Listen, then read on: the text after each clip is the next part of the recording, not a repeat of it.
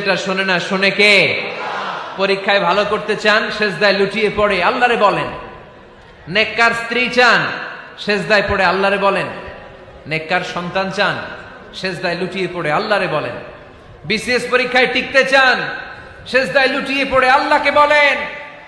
Passport দিয়ে রেখেছেন, visa হয় না, সেজদায় লুটিয়ে পড়ে আল্লাহরে বলেন। মনের যত জ্বালা, যত যন্ত্রণা, যত আকুতি, যত হাহাকার, সেজদায় লুটিয়ে পড়ে আল্লাহরে বলেন।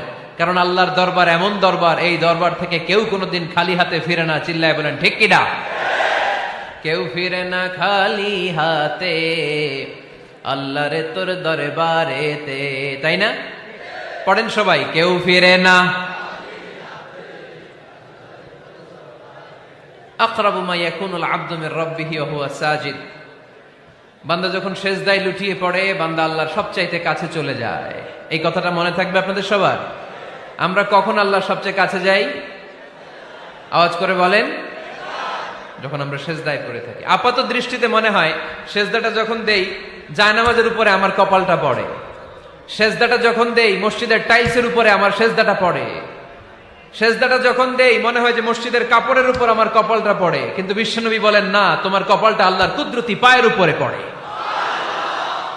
আকরাবু মা ইয়াকুনুল আবদু মির রাব্বিহি ওয়া হুয়া সাজিদ।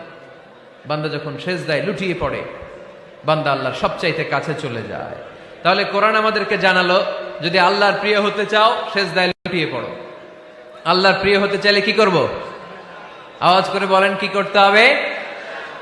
আল্লাহর হাবিব সাল্লাল্লাহু আলাইহি ওয়াসাল্লাম লম্বা সময় ধরে রাতে সেজদায় পড়ে থাকতেন।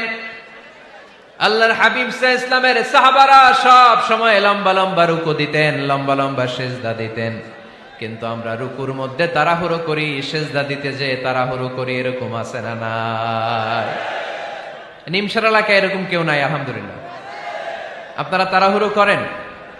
করবেন না আমার ভাইয়েরা। There is no rushing in সালাহ। সালাতে তাড়াহুড়ো নেই। There is no hastiness in সালাহ। সালাতে কোনো তাড়াহুড়ো নেই।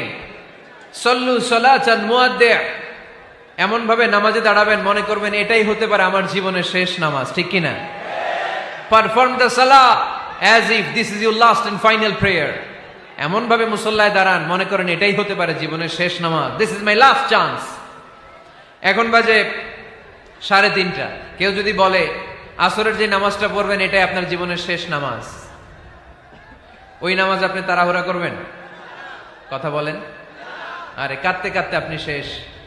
এত সুন্দর ওযু বানাবেন, এত সুন্দর আতর মেখে জায়নামাজ বিছিয়ে পাঞ্জাবিটা পরে আপনি নামাজে দাঁড়াবেন। রুকুতে কি সুন্দর রুকু করবেন, লম্বা সময় সেজদা করে চোখের পানি দিয়ে তো সেদিন আপনার জায়নামাজ আপনি ভিজিয়ে দিবেন, ঠিক কিনা?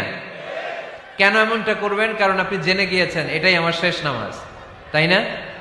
তো প্রতিটা নামাজের সময় এই জিনিসটা ভাবলে সমস্যা কোথায়? আমরা যে আরো আধা ঘন্টা এখানকার সবাই বেঁচে থাকবো, কোনো গ্যারান্টি আছে? আরো 10 মিনিট হায়াত পাবো, গ্যারান্টি?